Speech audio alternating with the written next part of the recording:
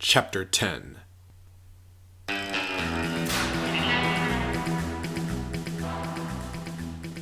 Scylla's mother had done a good job of hiding.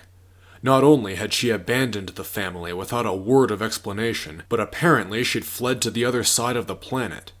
She'd gone from the plains, where 90% of the population lived, to the desert, where the outcasts and savages and lawbreakers sought distance from civilization.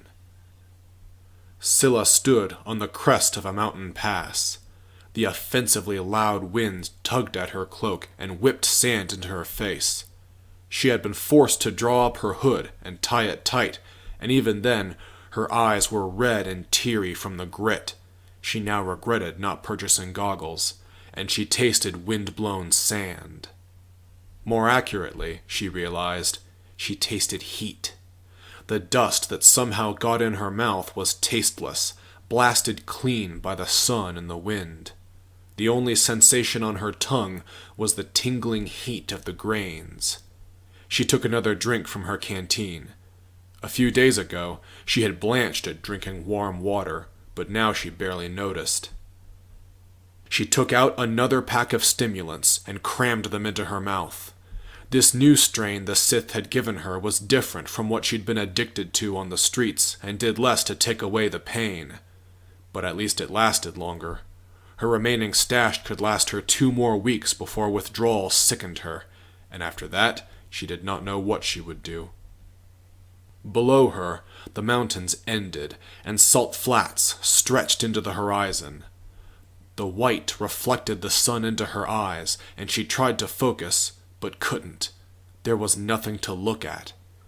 It was all barren uniformity, as if some heartless god had bent down and bitten away the soil and hills and grassland, leaving only the bare bone of the planet exposed to the winds. "What did you want with this place?" Scylla asked her mother. If Creana Horus had absconded to a casino, or a beach, or even a drug den, that would have made sense. But what was here that was so great that you left me for it? The trip down the mountainside was harder than the trip up. The trail consisted of loose gravel that slipped under her boots, or bare, sharp rock. Frequently, the path thinned into nothing and then reappeared later, forcing her to pick her own way down the steep, sandy hillsides.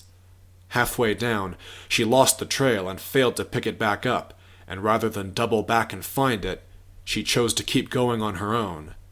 She found a dry gully and half walked, half slid the rest of the way down. Her boots had been chosen for grass and slick metal, and this terrain was murderous to them. But boots were just things. If the most she lost on this journey was a pair of boots, she'd count herself lucky, something she didn't often do. A camp huddled in the foothills. Sand-blasted metal huts sat half-buried, with colorless signs advertising climbing tools, long-lasting food, and oxygen tanks for those not accustomed to the mountain altitude. Then there was the inn. Scylla opened the door. The downslope wind chased her as she entered, lines of sand snaking past her feet, the corners of her cloak twitching. Anywhere else, her crimson shirt, black vest, and hooded black cloak would have stood out, but here she was almost ordinary. The other patrons were swathed in tight cloths and had face-covering miners' masks hanging around their necks. Others sported pilot suits with gas mask hoses coiling around their backs. Scylla wondered where their ships were. At least a quarter were bounty hunters, off-world species armed with rifles, pistols, and knives, and an unknowable number of hidden weapons. Scylla could sense their suspicion as she walked past them, but she ignored them. The owner, a Nikto who looked even more weather-beaten than his kind always looked, sat behind a table with a cash machine on it, reading something and ignoring her. Scylla folded her arms, but the Nikto took his time putting down his tablet and looking up at her. "We've got rock ale and we've got water," he said. "Take your pick." For his impertinence, Scylla wanted to turn her back on him and restock her water somewhere else, but there was nowhere else. As a teenager, she would have knuckled under and accepted this treatment, but not now. "I'll have water, 4 gallons," she said. She waved her hand and reached out with the force. "The water is free." "The water's free," he said dully, and started setting out canisters. Scylla took a moment to shuttle the canisters to her table, then sit down and drink her fill. Then it was time to review the facts. She emptied her satchel onto the table. First was the used-up ticket chit for the hover bus that had brought her to the edge of the mountains, the same route Scylla had sensed her mother had taken. The return ticket was stuck to it, along with another pass that would get her back to Pigton's Landing. Next was her copy of the official list of all individuals who had died or vanished in the mountains. Her mother's name hadn't been on it, nor had there been any human woman whose description matched the picture she had. Scylla had no token from the next place she had been to, but she had marked it on her holomap. It was the abandoned mine shaft of Hulrook's Canyon. The locals had told her it was haunted. She had descended into the shaft and found that, indeed, the place was strong with the dark side. Scylla had meditated, hoping for a vision, and instead gotten the faint sense that someone connected to her had been to this place and come out again. It was her most encouraging sign yet, but it led her nowhere. Nonetheless, after hiring a ship to sweep the area, Scylla had found something else promising, an old circle of stones where a group of mystics had once gathered to seek answers from the cosmos. There were no pictures of the mystics, but according to local lore, they had vanished at just the right time for Scylla's mother to have been one of them, and after asking around, Scylla had heard 2 rumors of where they were now. The first had led to a dead end. The other pointed here, to the Salt Flats. Supposedly, there was an oasis in the middle of the flats where a band of mystics had once settled. The holomap even showed a town where the oasis should have been, and that was promising. Scylla finished as much of the water as she could stomach and dropped the rest into the storage pack under her cloak. She approached the poorest-looking miner she could find. "How has been your luck?" she asked him. "Why?" he grunted. She dropped a handful of credits on the table in front of him. They clacked richly on the metal. "Because if you have a speeder bike, then I have a proposition that pays better." An hour later, she screamed across the flats astride a heavy, hardy old speeder. She sensed nothing but the air rushing past her bike helmet, the airy, mournful whine of the engine, and her changeless surroundings. Then, eventually, her surroundings did change. A point appeared on the horizon. The point separated into the chunky spires of moisture evaporators, with a metal shelter, a few storehouses, and a hut. Beneath her bike, the salt transitioned into rock, then loose sand. Scylla turned her bike sideways and kicked up a particle wave as she stopped. She took off her helmet and dropped it onto the sand, then put up her hood and ran to the big shelter in the middle of the farm. There, she let her awareness expand and engulf the whole settlement. But something must have been clouding her connection to the Force, because she sensed no one. No, she realized. There is something. Someone. And that someone was not in the big shelter, but in the hut. The hut was a metal wire cage with a leather cover draped over it and pinned in place. Inside, an old human sat at a splintering old wooden desk. The human turned around, and Scylla saw that it was a man. He gaped at her silently. Then he licked his chapped lips and loudly, raggedly cleared his throat. "No one has come here for years," he said. "You might be—" "I'm looking for a place." Scylla cut him off. "A circle of mystics came into these flats and built a home. Where is it?" "Mystics, you say? There were mystics here, years ago." He moved a shaky arm and pointed out the window, deeper into the field of evaporators. "They built it there. Trenches they dug in a square pattern. I keep my garden there now. It gives the plants some shade." Heat rose in her chest. "I want answers. I've waited 15 years and I'm done waiting. Where did they go?" "I don't know what you mean." Scylla imagined seizing him by his collar and forcing answers out of him, but she restrained herself. "My mother was one of these mystics. She was here, and now she's not. Where is she?" "Lady, the mystics are all gone. They were dead and buried when I found them." "I will believe that when I see it. Show me." His head turns to the wall, where an old hunting rifle hung on some pegs. Scylla's hand hovered over her lightsaber. "Well, lady," the man said, "it's good for you that I'm patient, otherwise I'd be inclined to take offense at your rudeness and tell you to head for the hills until you remember your manners. But not much happens around here, so I'll help you find out whatever you're looking for." He hauled himself up. "I'll show you the graveyard." He faced the door, seemed to pause, then eased open a drawer to recover a broad-brimmed hat, which he placed delicately on his head. He tottered out of the hut, and just when Scylla was about to berate him for moving too slowly, he pointed. "It's between the two windmills. That's where the gravestones are." She ran ahead of him and ran down the first row of gravestones, reading them as she went. Horavan Mestis, Antoar Zorik, Juchim Ankran. None of the names meant anything to her, so she started on the second row. Kriana Horace. Scylla stopped. The name was spelled right, etched into a crude gravestone with no dates and no explanation. The old man walked up beside her. "Is that her?" "That is her name on the tombstone." "I'm sorry, lady." "I need to inspect the remains. Get me a shovel and we'll dig it up." "Are you sure you want to do that? I don't know, girl. That doesn't seem like such a good idea." "Yes, I am sure!" The man staggered back to the big metal shelter. A minute later, he came back with a garden spade. She took it without a word. It took hours of work. There was no force technique that could make packed down sand yield under a shovel. Only raw muscle power could get through. She drank a day's allotment of water, and sweat soaked her clothes. Memories of shoveling mud on the riverbank intruded on Scylla's mind and did nothing to improve her temper.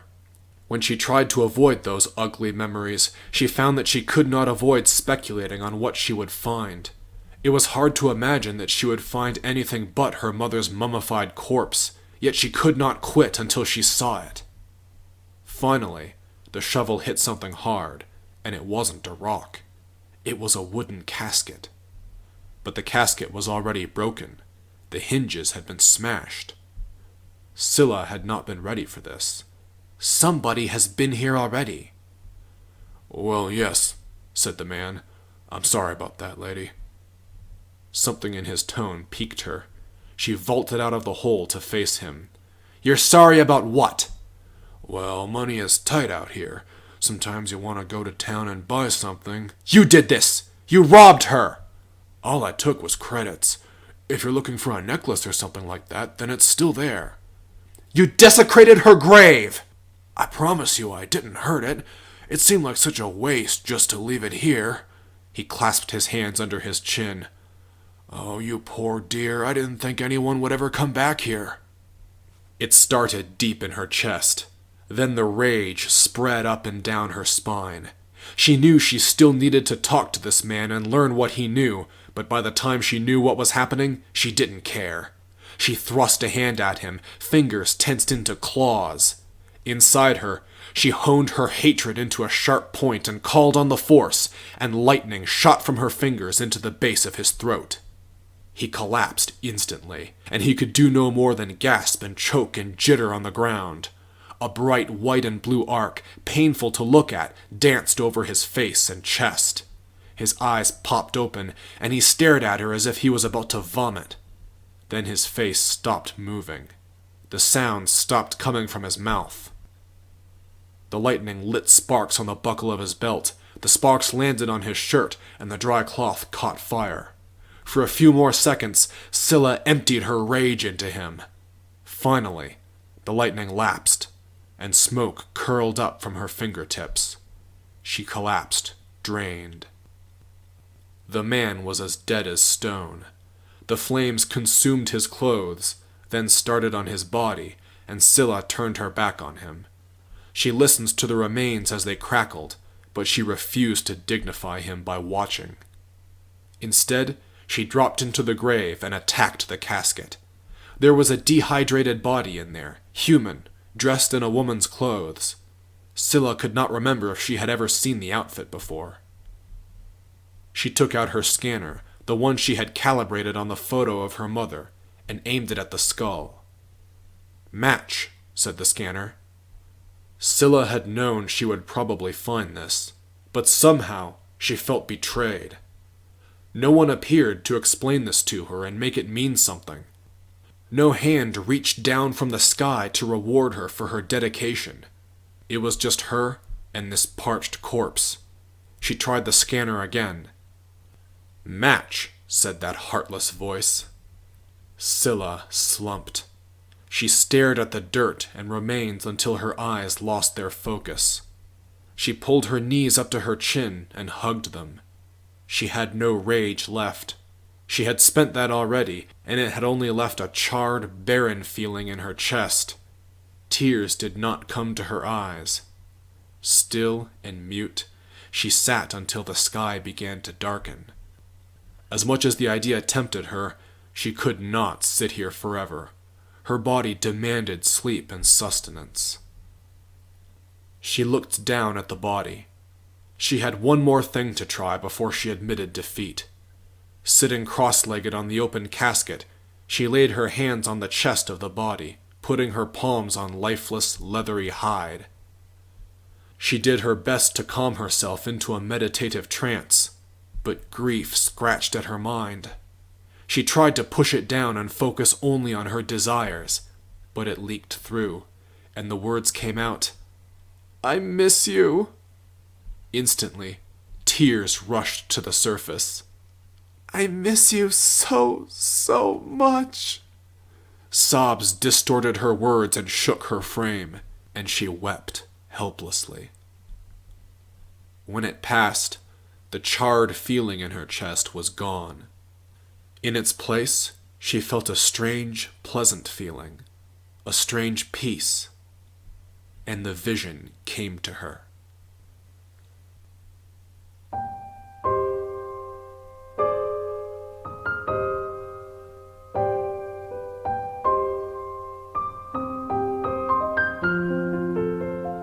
Scylla saw that she was in a room. She floated off the ground, and her hands and feet did not obey her. She had no body at all.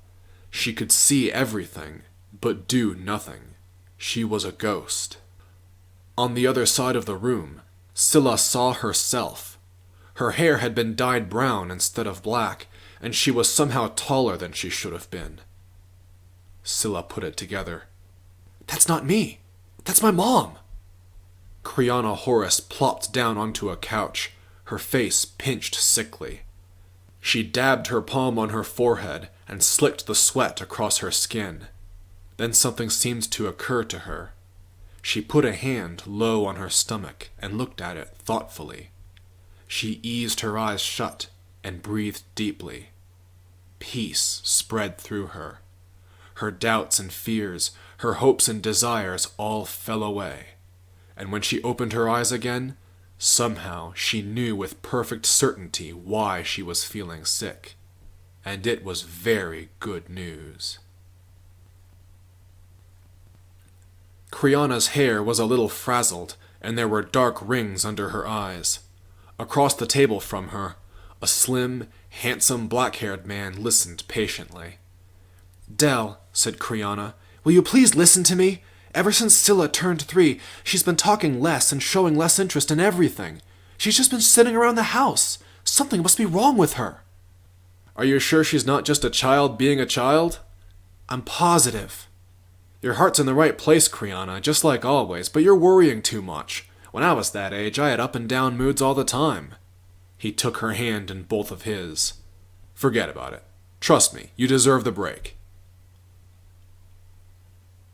The last 3 years had aged Kriana hard. "Scylla, come here, dear." Scylla walked in. 6 years old, she already looked pretty and thoughtful. She looked up at her mother, and her curiosity curdled into suspicion. Oh no, dear, there's no need for that face. Come, I just want you to sit down. Scylla stepped back. Kriana put on her sweetest sing-song voice. I promise you a sweet red when we're done. I remember this, thought Scylla, as she watched her 6-year-old self plop down onto the cushion on the floor. Kriana sat facing her, legs crossed neatly. That's right, just keep your back straight and pretend like you're sleeping. Kriana brought her palm slowly, carefully forward, and rested it on Scylla's forehead. She concentrated and lost herself. Kriana's face creased. Then her jaw fell. She started to rock back and forth. She drew her hand back as if suddenly it had burned. She sobbed with panic. Mom? Scylla looked confused. Then she began to sob too. What did I do? I'm sorry. No! Kriana swept up Scylla in a hug, pressed her tight to her chest, crushed her in her arms. No, Scylla, you've done nothing wrong. You are not bad, do you understand me? Scylla was silent. Just say it back to me. You are not bad. I'm not bad. That's right, dear, you never have been, and you never will be. I won't let it happen. They sat that way for a long minute. Kriana kissed the top of Scylla's head. I'm sorry for scaring you. It's time to go to bed. But Mom, no! What? What is it, Scylla? What about my sweet red? Kriana handled the holoprojector delicately. She knelt in the bathroom, hunched over the little device as the call connected. The image of a plump, wrinkled, face-painted Twi'lek man leapt from the projector. You, said Kriana desperately, are you Father Moog, the teacher I've heard about? The Twi'lek spread his arms invitingly. I can no more control what you hear about me than I can control the wind, but I feel from afar your eagerness to learn. The man you hired to find me, he wanted me to call you, and I could feel your aura through him. You're afraid, sister. It's about my daughter. She's not well. I don't mean sick, I mean... She put a hand over her heart and clenched it. There's darkness in her future. I can feel it, and it will crush her if I don't do something. She won't stand a chance, Father. Do you understand me? I first felt it years ago, and it has only gotten stronger. If you sensed it, said Father Moog, then I am surprised you do not take your daughter to the Jedi. I've never met a Jedi, and I never will. The Jedi would take my daughter away from me. The Jedi take nothing by force of arms, but you are right to avoid them, because they shrink their souls until they vanish, and they call it progress. Kriana made her voice hard.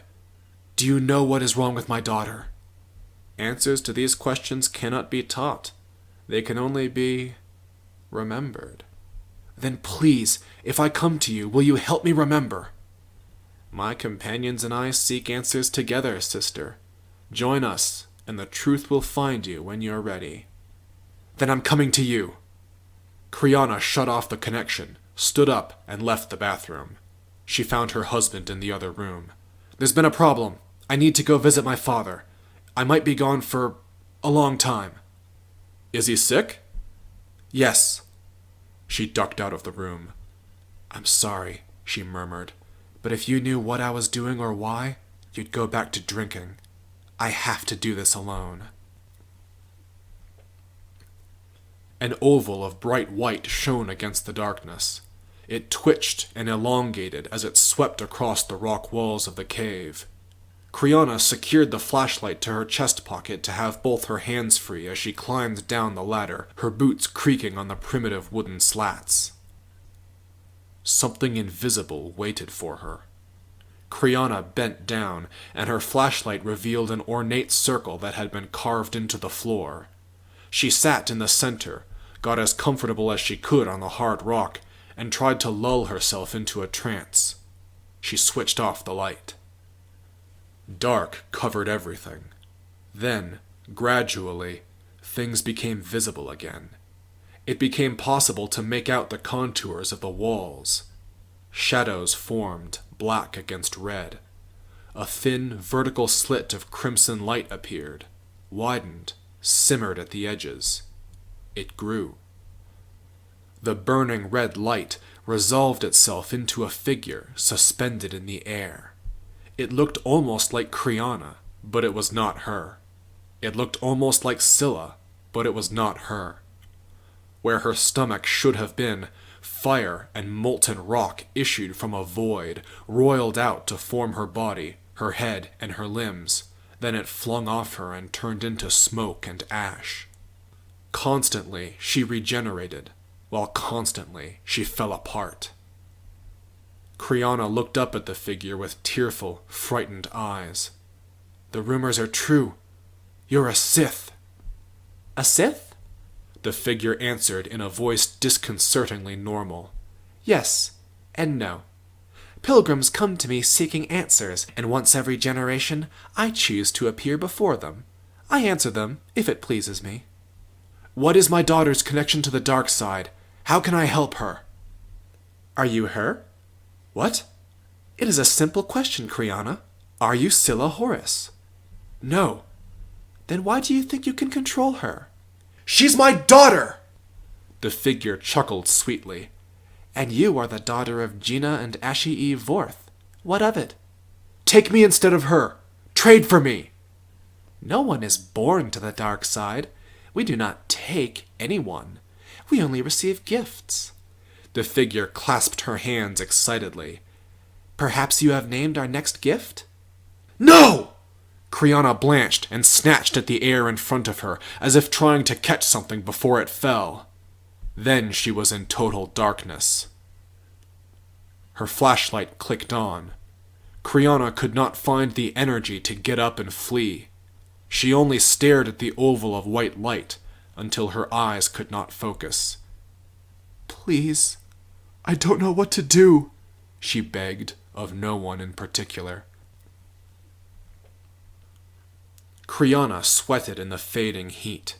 Outside, the desert cooled as day sank into night, but here in the hut it still sweltered. She took off her broad-brimmed hat and fanned her sweating head. She started to put it back on, hesitated, and held it nervously in both hands. "Sister Kriana," said Father Moog, "your return still brings me strength. I thought I had lost you to the confusion and temptation of the world." "I thought I had found answers," said Kriana, "but what I found only lied to me. It tried to make me give up, but I won't. I will never let go." He flung his hands out and held them in front of him as if to catch something large. He stepped up to her, and his hands came down on her shoulders. "The sister returns, and your loyalty is restored." He looked lovingly around at the other mystics, who paid him rapt attention. "This is an auspicious occasion. The family is whole again." "Where is Brother Juchim?" said one of the mystics. "He should be here." "But he is, in spirit. Come." With a twirl in his step, he walked past his followers, out onto the desert sand. The other mystics looked wonderingly at each other, and followed. Father Moog gestured grandly to a crude gravestone that had not been there before. "Juchim Ankran," said the stone. Kriana gasped. "Brother Juchim has gained enlightenment and passed from the universe," said Father Moog, "and I have good news. Our wait is over. He has opened the way for us, and we all will follow him. Tonight." "No!" cried Kriana. "I did not come here to die!" Father Moog looked hurt. "Sister Kriana, fear is playing tricks on you. Death isn't real. You are clear enough to know that." "You don't know anything at all. You're just a common crank." "I know you mean no offense, Sister Kriana. Fear causes unbidden thoughts to enter your head. But I promised you the truth would come when you are ready for it, and now the truth has come. It asks for your name, sister. You can't deny it now that you're so close. Brother Sartreo, will you do the honors?" Brother Sartreo drew a blaster. "Don't worry, sister. It will only hurt in this universe." Kriana controlled herself. Intently, unblinking, she said, "Please, let me go back to my daughter." Everyone waited for the report of the blaster. Instead, Brother Sartreo lowered his weapon. His expression had gone blank, his voice flat. "Fine. You can go back to your daughter." "Your lens has cracked," said Father Moog. "You have slammed the door to enlightenment." He wrested the gun away and aimed it at Kriana. But not for her.